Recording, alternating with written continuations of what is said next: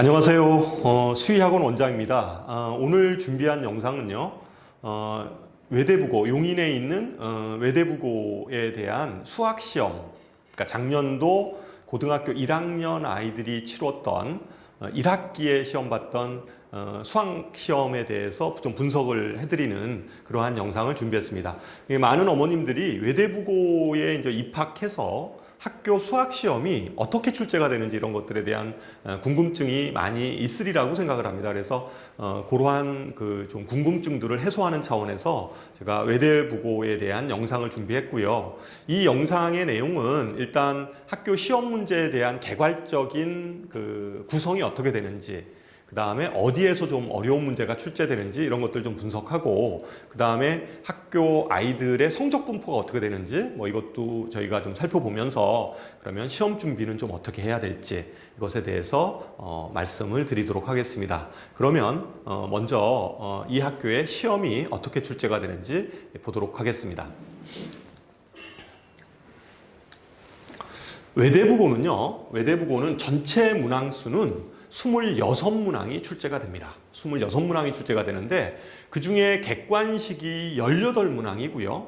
그 다음에 주관식 문제가 8문항이 출제가 됩니다. 그러니까 객관식이 18, 그 다음에 주관식이 8 이렇게 출제가 되는데, 이 주관식 문제가 8문제 그러면 와 이렇게 생각할 수 있는데, 이 주관식 문제에서 7문제는 단답형이에요.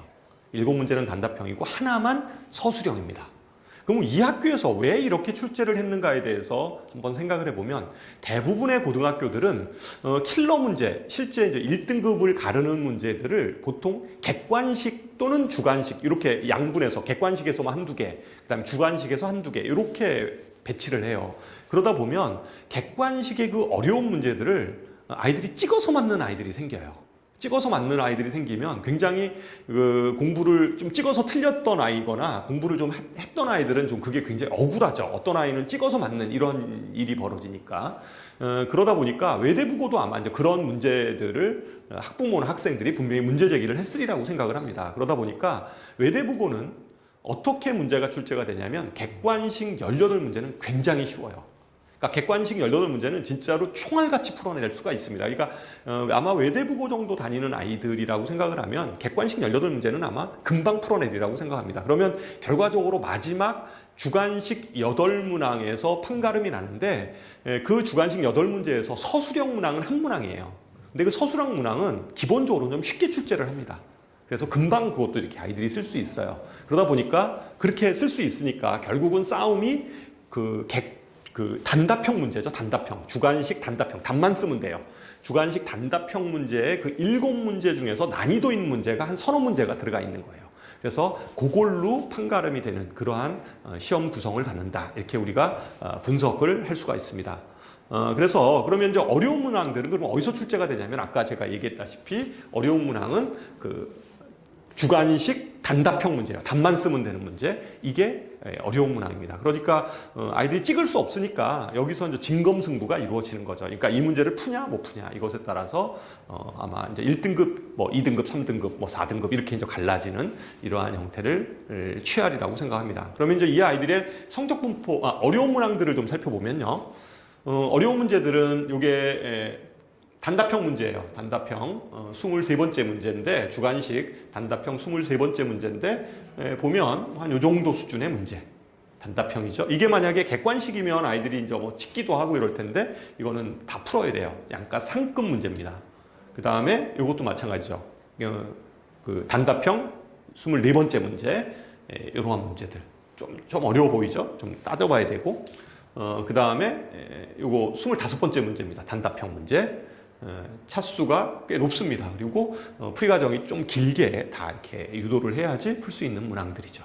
뭐 이렇게 살펴보니까 어쨌든 이러한 문제들이 이 고난도 문제들을 그냥 단답형 문제로 출제가 되니까 아이들이 찍어서 맞는 이러한 일들이 없도록 이렇게 방지하는 이러한 시스템을 갖고 있습니다.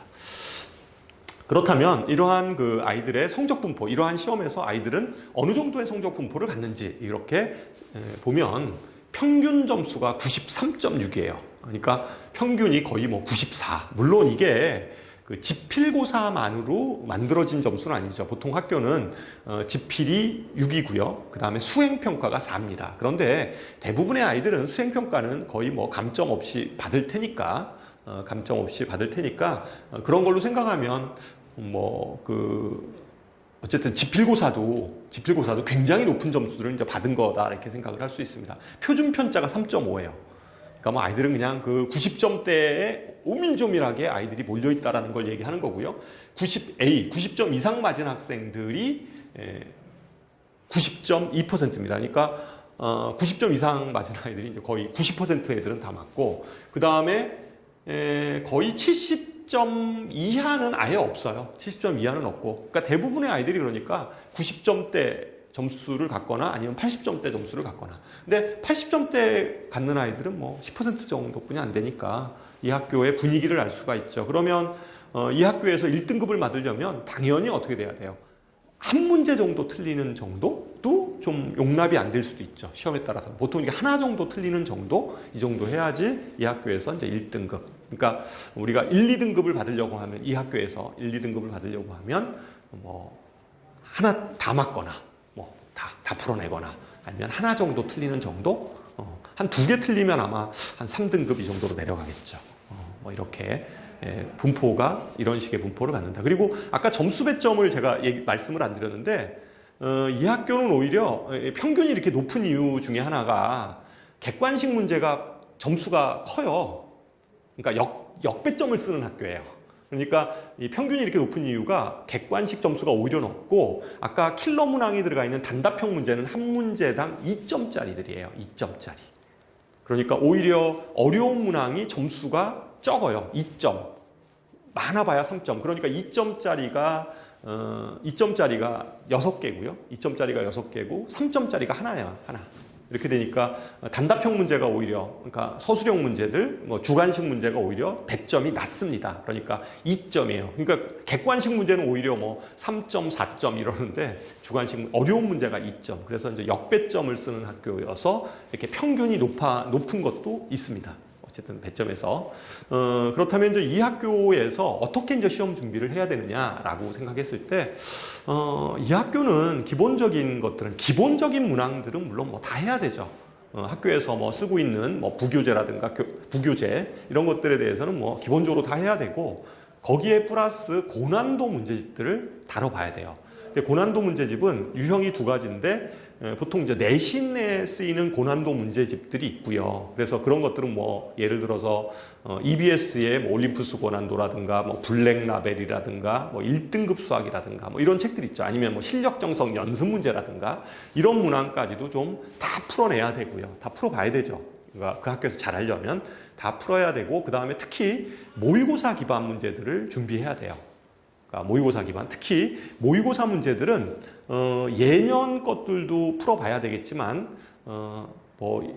그 해에 보는, 그러니까 중간고사 그 해에 보는, 만약에 고등학교 2학년들이 보는 뭐 3월달 모의고사라든가 뭐 이런 아주 그 최신 모의고사 유형의 문제들, 이런 것들도 빠짐없이 다 체크해서 문제를 풀어나가야 됩니다. 어쨌든 고난도 문제집을 꽤 많이 풀어봐야 돼요. 그러니까 뭐 한 권, 2권 이 정도 가지고는 안 되고요. 시중에 나와 있는 것들은 웬만한 건 좀 다 풀어본다 이렇게 생각을 하셔야 되고, 그런 것들에 대해서 시간을 좀 많이 이렇게 좀 할애해서 한두 번만 풀지 말고, 그러한 고난도 문제집도 여러 번 반복해서 완전히 자기 걸로 만드는 이러한 노력이 필요하리라고 생각을 합니다. 어쨌든 이 학교에 있어서의 점수 배점은 뭐 역배점을 쓰기 때문에 점수들은 상당히 이제 높을 텐데, 이 학교에서 좀 잘하려면, 어쨌든 상위 그룹에서 아이가 어쨌든 생활을 하려면, 아까 얘기했듯이 좀 고난도 문제집들을 여러 번 반복해서 좀 풀자.